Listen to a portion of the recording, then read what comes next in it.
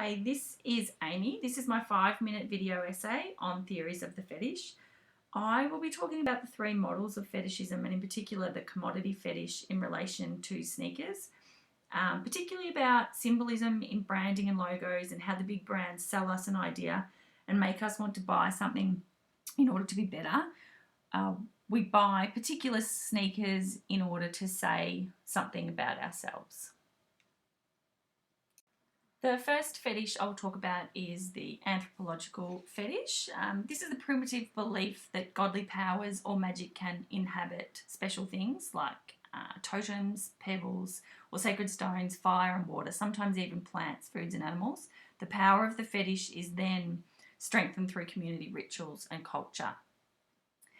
A psychoanalytic fetish is the use of an inanimate object, i.e. the fetish, as the preferred way to produce sexual arousal. For many, sexual arousal is not possible without the fetish item. Fetish items can include things like non-sexual body parts, items of clothing such as underwear and high heels, soft toys, machines, and even food. The third fetish, the commodity fetish, is the Marxian concept of commodity fetish refers to a material object that has exchange value or the status of a commodity. It is something that can be bought and sold.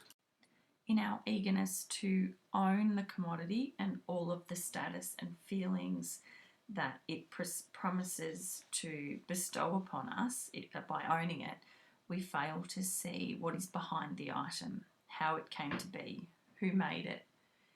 According to Marx, if a consumer were conscious of the production, labour and natural resources used to create a commodity, one would also find a realisation of species, essence, or species being.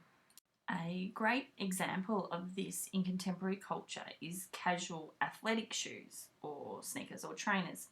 In Peter Hitchcock's book Chronotype of the Shoe 2, Hitchcock shows the various companies that make sneakers, like Nike, Reebok, Adidas, Puma, etc., outsource the production of shoes to workers in developing countries like South Korea, Taiwan and Malaysia, where labour can be bought for very little money.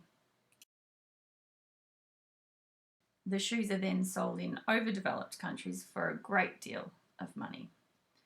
This inequality is hidden in the shoe and by the shoe, which is transformed through design and promotion into a magical product that is highly desirable, fashionable and for some, collectible. The brand that does this the biggest and the best is no doubt Nike. With its iconic swoosh logo and even more iconic branding with basketball superstar and legend Michael Jordan, it reigns supreme.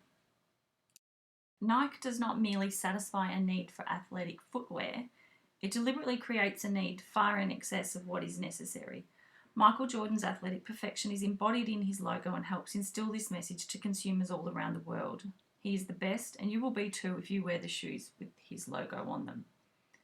Singer Macklemore explores his own experience with consumerism and the commodity fetish in his song Wings.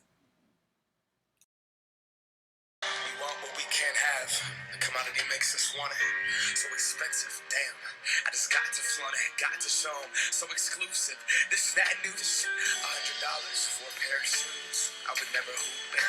Look at me, I'm a cool kid. I'm an individual, yeah, but I'm part of a movement. My movement told me be a consumer, and I consumed it. They told me to just do it. I listened to what that swoosh said. Look at what that swoosh did. See it consume my thoughts.